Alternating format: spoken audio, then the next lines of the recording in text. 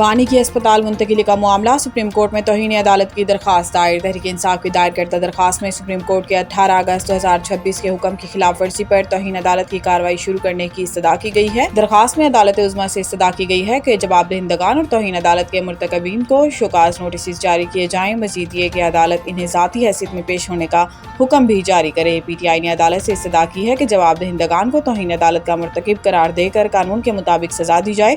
अदालत से बानी PTI को फौरी तौर पर शिफा इंटरनेशनल हॉस्पिटल इस्लामाबाद मुंतकिल करने की दरखास्त भी की गई है। दरखास्त में इमरान खान का शिफा इंटरनेशनल हॉस्पिटल इस्लामाबाद में तिब्बी मुआयना कराने की सदा भी की गई। सुप्रीम कोर्ट से अदालती हुक्म पर अमल दरामद यकीनी बनाने के लिए अदालती अफसर तैनात करने या लोकल कमीशन मुकर्रर करने की दरखास्त भी की गई है। तौहीन अदालत की ये दरखास्त अजीज भिंडारी और सलमान अकरम राजा की जानिब से दायर की गई है। याद रहे कि अदालत ने इस मामले से मुतल्लिक केस की समाअत पहले ही 16 सितंबर तक मुलतवी कर रखी है।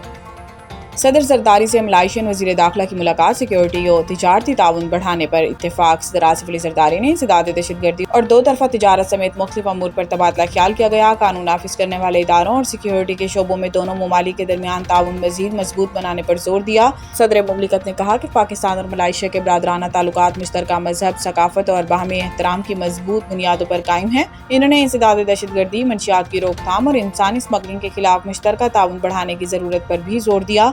मुलाकात के दौरान दाखिली सलामती, इमिग्रेशन और कानूनी और अदालती अमूर में इदारा जाती ताउन की पेशरफ्त को सराहा गया। सदर आसिफ अली जरदारी ने कहा कि मुतल्लिका इदारों के दरमियान मुसलसल राब्ते और ताउन से दोनों ममालिक के शहरियों को मजीद सहूलत फराहम की जा सकती है। मुलाकात में पाकिस्तान और मलाइशिया के दरमियान दो तरफा तजारत के फ़रोग़ के इम्कानात भी ज़ेर बहस आए। सदर मुमलिकत ने मलाइशिया में पाकिस्तानी मसनूआत के लिए मजीद मार्केट तक रसाई की ज़रूरत पर जोर दिया।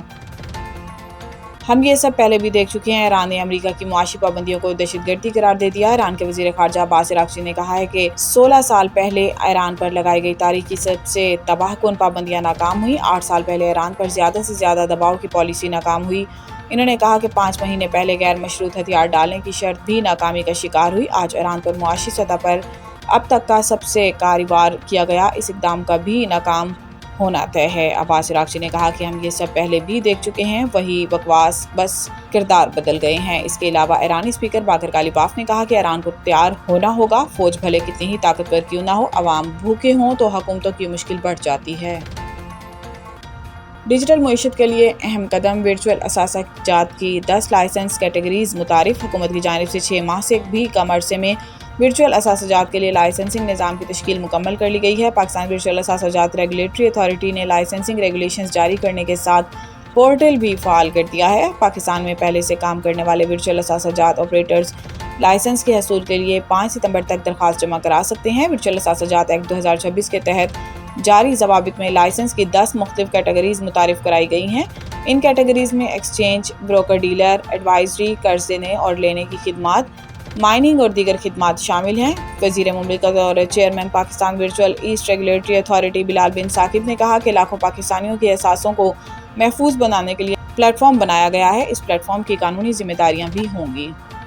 इंग्लैंड से शिकस्त के बाद कौमी टीम पॉइंट्स टेबल पर आखिरी नंबर पर पहुंच गई। इंग्लैंड के खिलाफ पहले टेस्ट में शिकस्त के बाद कौमी टीम वर्ल्ड टेस्ट चैंपियनशिप की पॉइंट्स टेबल पर वेस्ट इंडीज से भी नीचे चली गई और 19.05 पॉइंट्स के साथ आखिरी नंबर पर पहुंच गई। वाज़ेह है कि इंग्लैंड ने हेड निकले टेस्ट में खेल के तीसरे दिन पाकिस्तान को इनिंग्स और 103 रन से शिकस्त देकर 3 मैचेस की सीरीज में 1-0 की बढ़तरी हासिल की और इस कामयाबी से इंग्लैंड ने वर्ल्ड टेस्ट चैंपियनशिप की अहम पॉइंट्स हासिल कर लिए। पाकिस्तान के लिए इंग्लैंड से शिकस्त इसलिए भी तशवीश का बाइस है कि टीम पहले ही वर्ल्ड टेस्ट चैंपियनशिप में निचले दर्जे पर मौजूद थी और इंग्लैंड के खिलाफ नाकामी के बाद इसकी पोजीशन मजीद खराब हो गई है। दोनों टीमें अब सीरीज के दूसरे टेस्ट में 27 अगस्त से लॉर्ड्स के तारीखी मैदान में मद्दे मुकाबिल होंगी। पाकिस्तान को सीरीज में वापसी के लिए बैटिंग और बाउलिंग दोनों शोबों में नुमाया बेहतरी दिखाना होगी।